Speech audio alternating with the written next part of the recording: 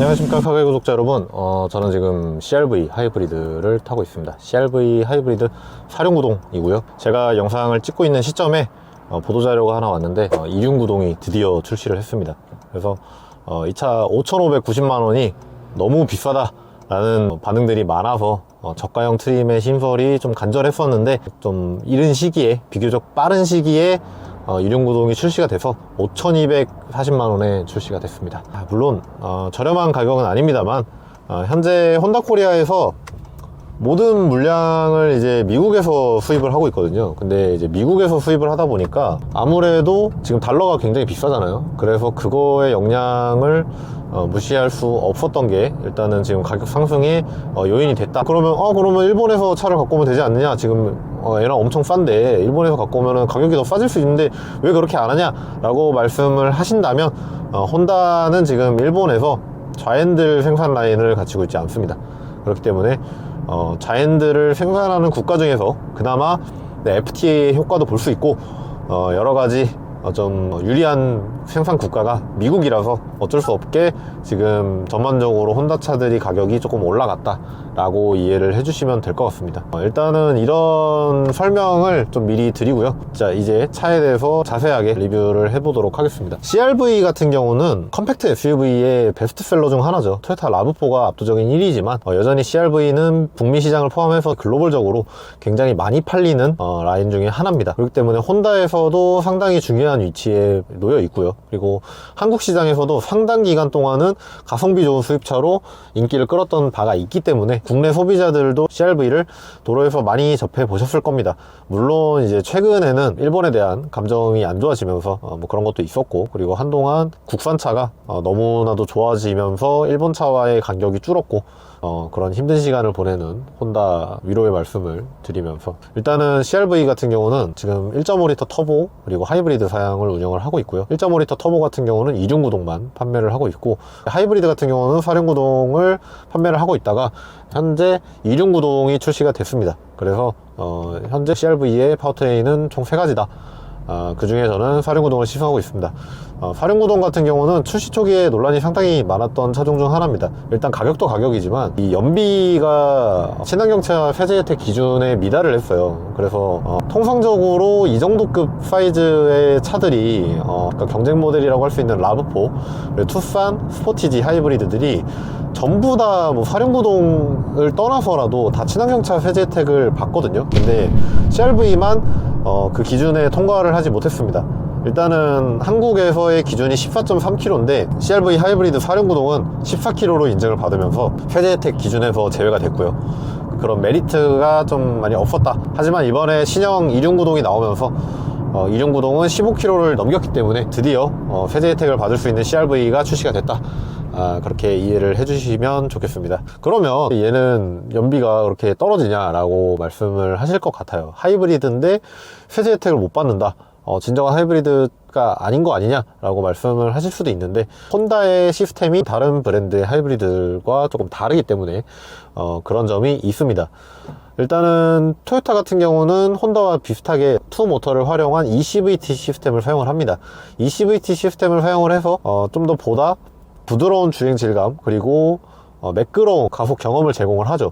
그리고 높은 연비도 덤이고요. 하지만 토요타 같은 경우는 그 주행 모터의 출력이 상당히 낮습니다. 120마력 정도, 130마력 정도 된다고 해요. 그 출력을 내기 때문에 주행에 있어서 부드러운 느낌은 있지만 시원시원하다라는 느낌이 많이 떨어집니다. 그렇기 때문에 토요타는 이 방식을 해결하기 위해서 모터와 엔진이 동시에 작동되는 구간을 만들어냈어요. 그래서 급가속을 하거나 아니면 배터리 잔량이 부족할 때 엔진이 같이 도는 상황에서 굉장히 좀 불쾌한 소음이 들어오는 경우가 분명히 있거든요.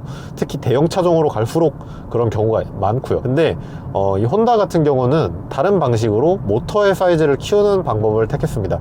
그래서 엔진과 모터가 동시에 작동하는 구간이 없습니다.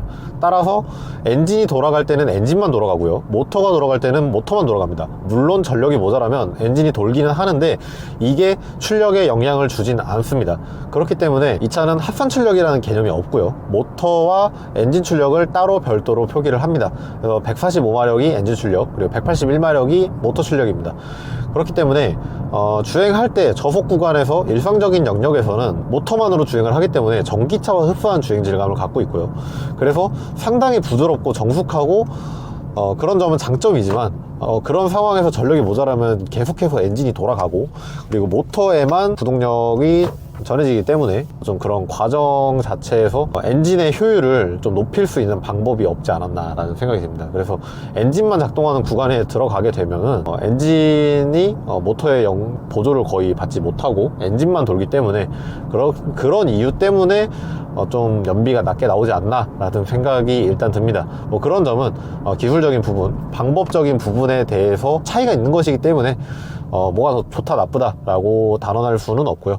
물론 이제 차 자체로만 본다면, 주행 질감으로만 본다면 CR-V는 상당히 주행 질감이 좋은 편입니다. 주행 질감에 대해서는 여러 가지가 있을 겁니다. 승차감도 있을 거고요, 그리고 뭐 핸들링, 서스펜션의 세팅, 이런 것들이 있을 텐데, 일단은 파워트레인도 그에 상당히 많은 영향을 끼친다. 왜냐면은 이 전기차 시대가 되면서 어느 정도 NVH에 대한 상향 평준화가 이루어졌다라는 말을 굉장히 많이 했었던 것 같은데, 일단은 그 엔진이 구동되고 그 진동과 소음, 그리고 트랜스미션이 동력을 전달하는 과정에서의 변속 충격, 그리고 그 변속하는 과정에 있어서 RPM이 자꾸 오르락 내리락 하는 과정에서의 그 앞뒤로 움직이는 움직임들이 굉장히 승차감에 지대한 영향을 미쳐왔단 말이죠. 하지만 이 전기차 시대가 되면서 주행 질감에 대한 평가는 대부분 비슷해지고 있습니다. 왜냐하면 모터 같은 경우는 전기가 흐르는 동시에 최대 토크가 나오기도 하고, 그리고 저항이 거의 없이 돌아가기 때문에 엔진처럼 불쾌한 진동이나 소음이 들어오지 않아요. 그리고 트랜스미션이 연결되어 있지도 않고 단수가 없기 때문에 부드럽게 진행을 할 수 있게 된 겁니다. 그렇기 때문에 전기차는 모두 다 승차감이 일단 기본적으로는 좋다라고 말씀들을 하시는 게 그런 이유에서 있지 않나 라는 생각이 일단은 들고요. 그런 맥락에서 이 CR-V 하이브리드 같은 경우도 주행에 있어서는 모터만을 사용하기 때문에 이런 발진 상황에서나 가속 상황에서 상당히 부드러운 주행 질감을 보여줍니다. 특히 엔진이 거의 개입하지 않아요. 일정 속도가 넘어가도 EV 모드가 활성화될 뿐만 아니라 엔진 자체는 고속 영역에서만 바이패스로 클러치가 붙기 때문에 굉장히 부드러운 가속 성능과 그리고 주행 질감을 보여준다 라고 그렇게 설명을 드리겠습니다. 자, 그러면 이제 파워트레인에 대한 얘기는 이 정도로 한다면 서스펜션에 대한 얘기도 해야 될 것 같아요. 요즘 최근에 차들이 서스펜션이 너무나도 단단해지고 있는 것 같습니다. 일단 대표적으로 국산차들이 독일차에 가까워진 느낌이 있어요. 예전에는 좀 일본차의 느낌을 따라갔다면 지금은 독일차에 더 가까운 느낌이 분명히 있단 말입니다. 그래서 더 단단하고 뭔가 좀 통통 튀는 것 같은 느낌? 차급에 어울리지 않게 통통 튀거나 단단한, 필요한 이상으로 단단한 느낌들이 있었다면 이 혼다 같은 경우는 분명 탄탄하긴 하지만 어느 정도 컴포트한 성향이 상당히 강하다라고 말씀을 드리겠습니다. 굉장히 부드럽고요. 일단 필요한 그 요철에 대한 피드백은 분명히 들어오지만 이게 불쾌하게 느껴지진 않습니다. 그리고 이 서스펜션이 굉장히 탄탄한 편이지만 어느 정도 요철이나 이런 포트롤 같은 걸 밟아도 크게 요동치는 모습을 보여주진 않습니다. 때문에 굉장히 안정적이고 부드럽게 주행을 할 수 있다. 장거리를 운행을 하더라도 멀미를 한다든지 허리가 아프다든지 뭐 그런 거는 거의 없고요. 굉장히 안락한 주행 질감을 보여준다. 일단은 이 차가 미국에서 굉장히 잘 팔리잖아요. 미국에서 직선 도로를 쭉 일주하는 데 있어서도 딱 좋은 세팅을 갖지 않았나 라는 생각이 듭니다. 아무래도 미국 소비자의 가장 중요한 차기 때문에 그런 세팅을 하지 않았나 라는 생각이 들고, 그리고 혼다답게 일단은 이 핸들링에 대한 피드백이 상당히 좋은 편에 속합니다.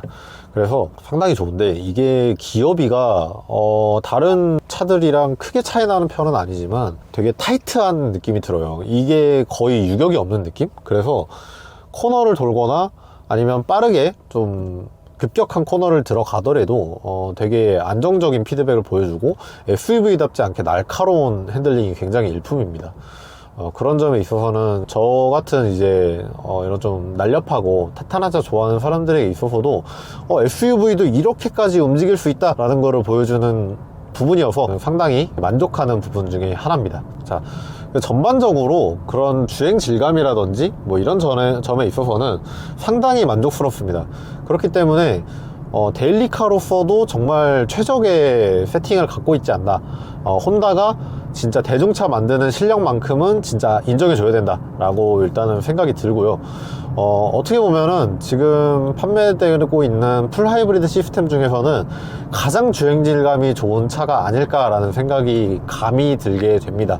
물론 연비 측면, 그러니까 하이브리드를 구매하시는 이유가 대부분 연비 때문이잖아요. 근데 연비 측면에 있어서는 분명히 아쉬운 부분이 있어요. 하지만 이 주행 질감, 적어도 내가 이 차를 매일매일 운전해야 하고, 그리고 뭐 딱히 그렇게 뭐 1, 2km에 목숨 걸지 않는 스타일이다 라고 하면은 이런 엄청나게 좋은 주행 질감을 가지면서도 연비까지 좋은 하이브리드가 때로는 대안이 될 수도 있지 않을까 라는 생각이 드네요.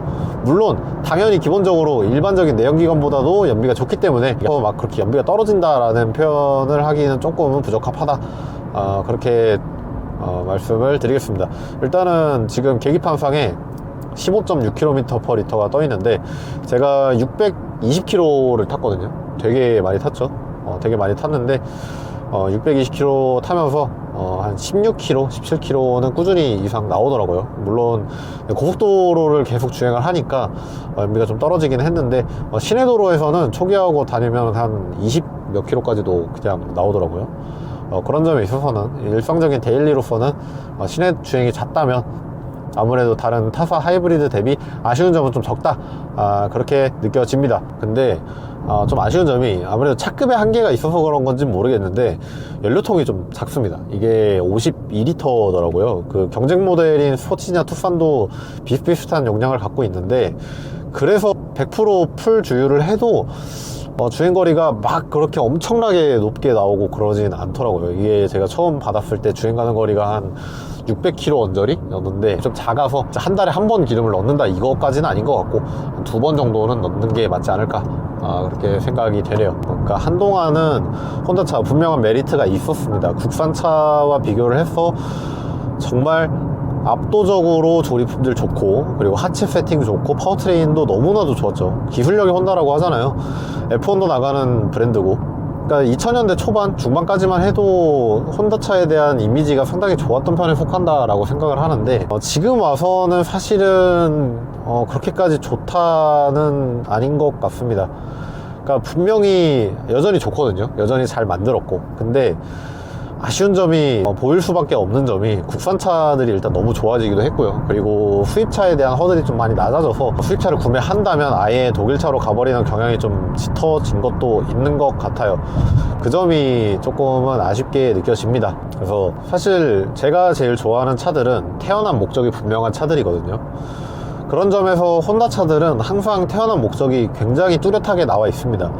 물론 이제 스포츠 모델이 국내에서는 찾아볼 수 없지만 타이발 같은 차들은 진짜 그 전륜구동 플랫폼, 그리고 그 설계에서 뽑아낼 수 있는 최대한을 뽑아냈다라고 해도 과언이 아닐 정도로 정말 잘 만들어낸 차인데, 또 이런 대중차를 만드는 실력도 굉장히 정석적인 모습을 보여줍니다. 그래서 되게 만족감이 높아요. 그리고 태어난 본질, 그러니까 컴팩트 SUV로서 패밀리카로서도 정말 좋은 대안이고, 그리고 연비도 좋고요. 그리고 승차감도 좋고, 그러면서도 정말 모든 거를 튼튼하게, 정말 고장 안 날 것 같은 그런 설계를 갖고 있다 보니까 진짜 오래 소유하기 좋다라는 생각이 절로 듭니다. 패밀리카로서는 정말 단연 압도적인 1위가 아닐까라는 생각이 일단은 드는데, 항상 아쉬운 부분이 가격이죠. 가격적인 부분이 조금만 더 개선이 됐다면 얼마나 좋을까라는 생각이 늘 듭니다.